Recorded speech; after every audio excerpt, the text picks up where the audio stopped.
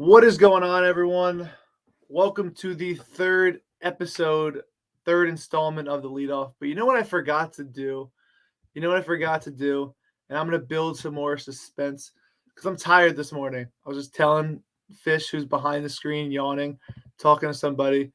I forgot to do this. You know what? It's National Coffee Day. I'm going to take a sip. I'm going to put the timer on, count it down for real. You'll see me about 30 seconds. Ready?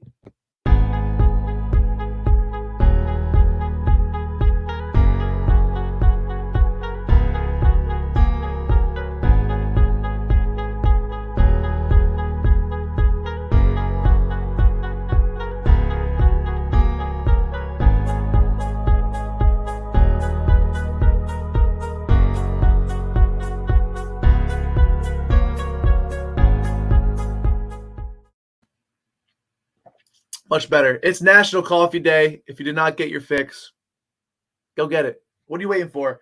I got my coffee with my name on it. It's I'm kind of lying to you guys. It looks like it's hot coffee, but it's definitely iced in a mug. But it is what it is. Normally I'd have some beer, but it is early, so it is what it is. We're gonna dive into the rapid recap, where we recap all the games in a quick one sentence or so of every game. So we're going to see exactly what happened in week 3. So first game on the list was Thursday night, Panthers and the Texans. Panthers took care of business. The Texans were absolutely just baffled by that defense all game. CMC got hurt, and the Panthers cruised to 3-0. One of the best teams in the league. That's it for that game. It was pretty boring. On to game number 2.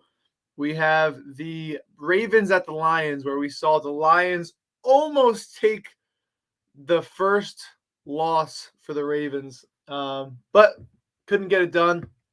Justin Tucker with a 66-yarder NFL record of the longest kick. They also converted on a 4th and 19 before that with an obvious delay game penalty. So a lot of things happened for the Lions. You got to feel for them, but they lost. On to the next. Game number 3.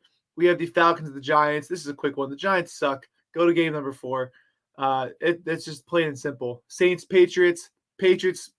Rookie quarterbacks will do what rookie quarterbacks do, and that is throw tons of interceptions. Saints look okay, but the Patriots just shot themselves in the foot. On to the next. Bengals, Steelers. The Steelers are banged up. Big Ben, the clock has struck midnight. Get off the field. I'll put even Dwayne Haskins at this point. The Bengals are okay, but got a nice win. On to the next. Colts, Titans. A.J. Brown gets hurt for the Titans. Quinn Nelson goes down a little bit here and there. Carson Wentz cannot get done in the red zone. The Titans get the job done. Titans win easily. On to the next. The football team versus the Bills. The Bills win. Heineke then comes back a little bit, and then the Bills just step on the gas again. That's basically what happened. They're much better. Next game, Chargers, Chiefs. The Chiefs had 4 turnovers, 2 fumbles, 2 picks, 1 late in the game.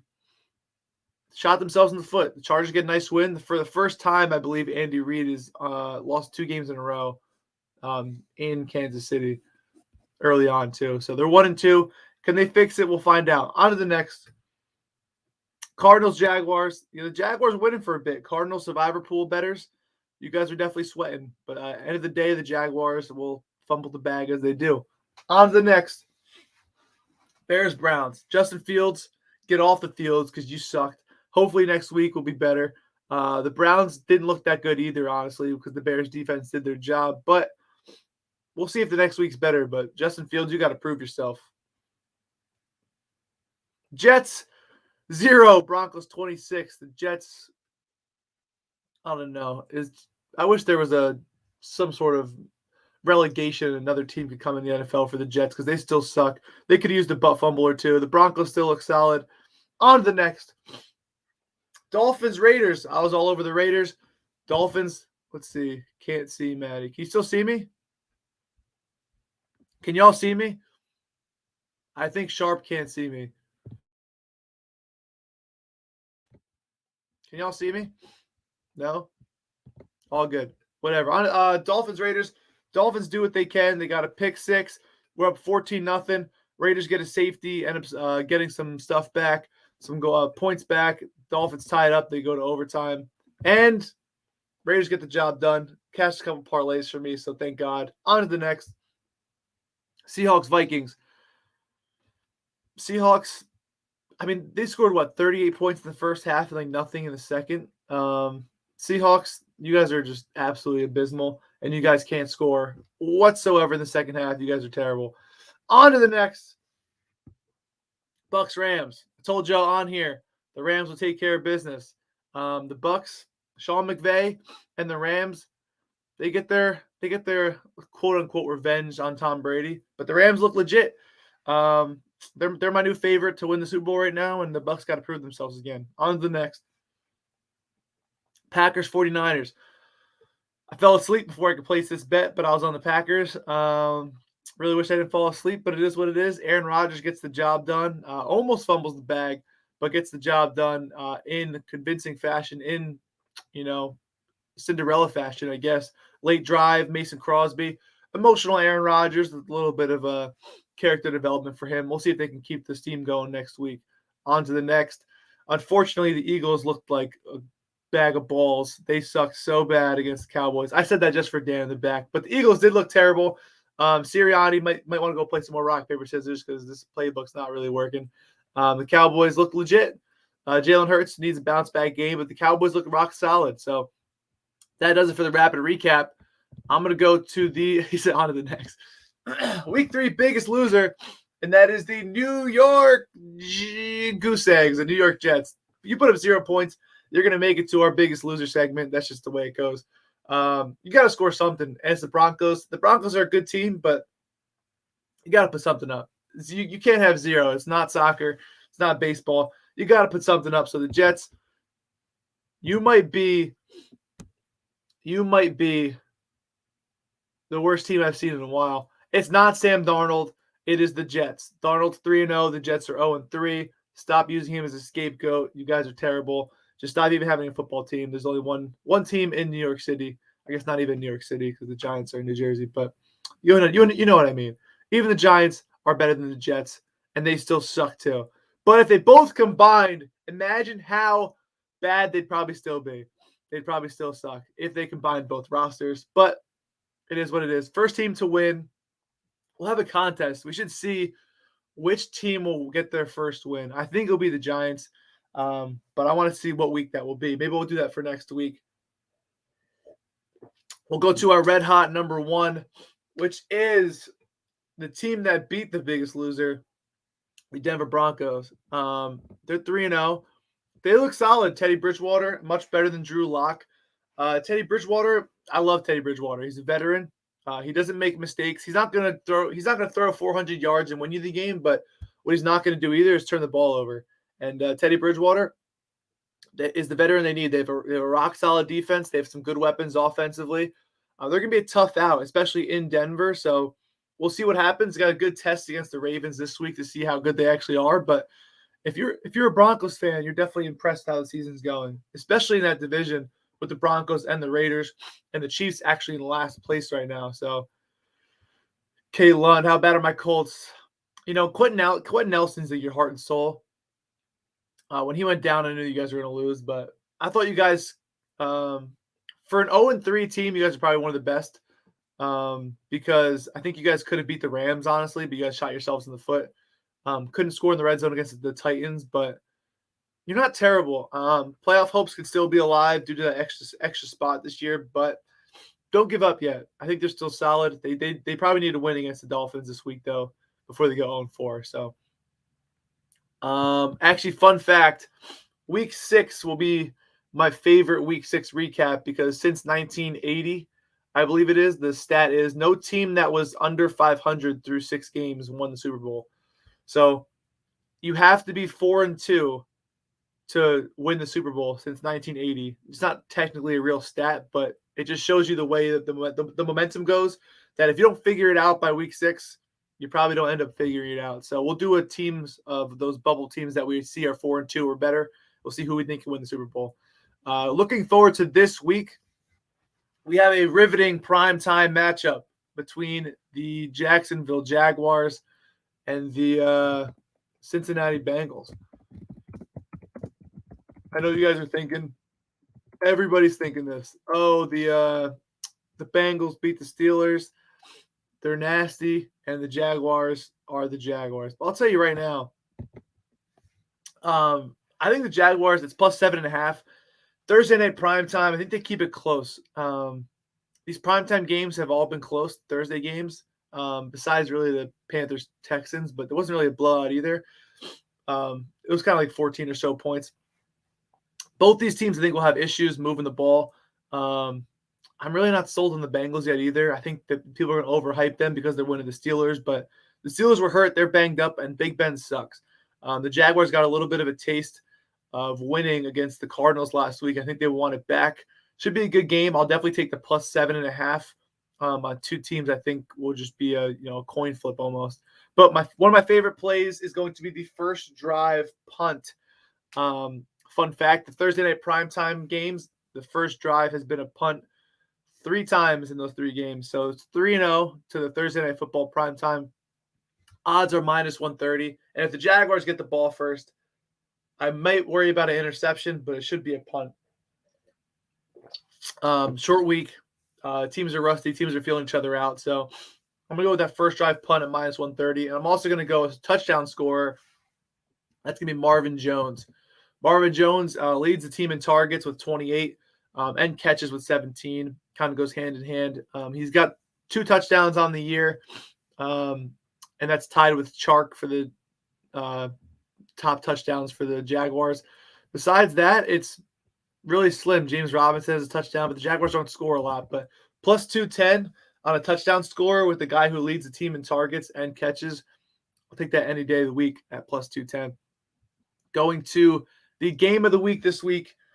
I don't have to tell you what it is. All of you guys know what it is. It's the Bucs at the Patriots. Brady going home, returning home to Belichick. I want to see what happens if they're going to hug each other out, do whatever. Gronk's also returning. Is Gronk playing, actually? I really don't know if Gronk is playing. But that's a story no one else is talking about either. Gronk's returning as well. Should be an emotional game. Should be a good game to watch.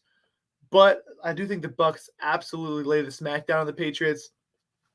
I think Bill Belichick can scheme at whatever he wants against Tom Brady. But at the end of the day, even if Tom Brady has a bad game, these teams are just so overmatched. The Bucs are going to swarm the Patriots, and rookie quarterbacks will throw interceptions. So Mac and Cheese Jones, it's a big test right here. It's going to be a big game for him too, going up against, the guy that they basically got instead of Tom Brady.